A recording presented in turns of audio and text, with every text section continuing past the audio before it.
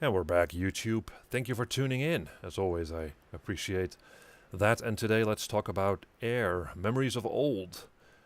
AER is a non-violent third-person exploration game.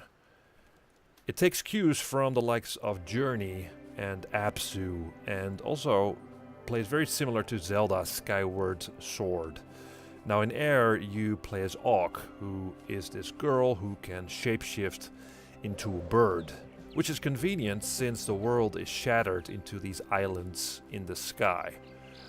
Now in Journey, through stunning art and music, it tries to evoke an emotional response from the player.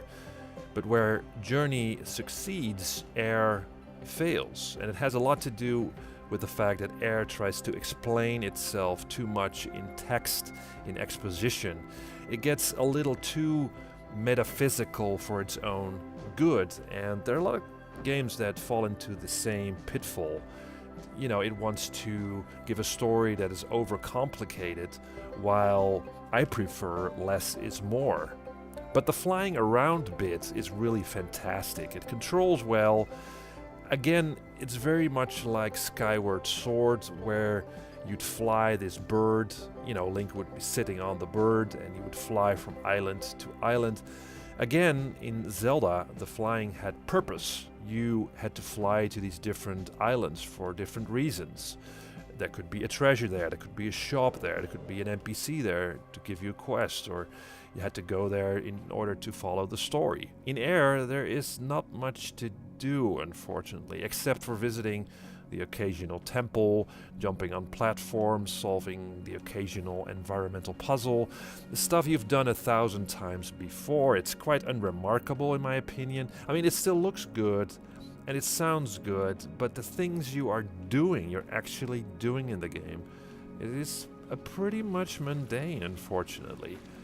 It almost feels like the developers didn't trust their instincts and really embrace the flying bits, but settled for what players know what they have to do when they have to platform or they have to solve a puzzle.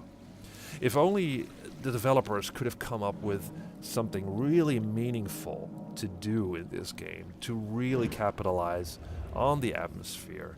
I was thinking, why not make a game where the actual flying is necessary to light up the world, to give back the colors, you know, to paint the colors of the world and to sort of reveal the world as how beautiful it is. Now the whole flying bit is just kind of a mechanic. It's just from flying from one island to the next. Again, it's fun to do, but it becomes a little bit old after a while, and again, there isn't a whole lot to do in the world.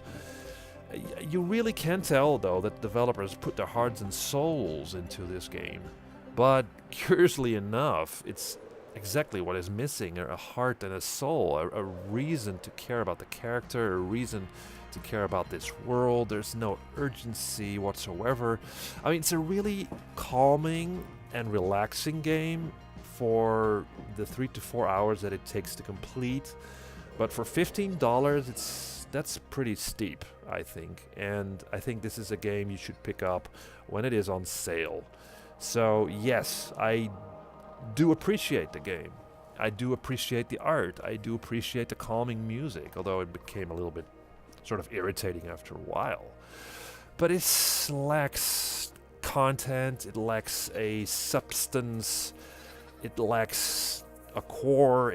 That is what is missing, and that's it. It just kind of, well, I kind of feel empty after playing it. So that's it. Thank you for watching, and see you in the next video.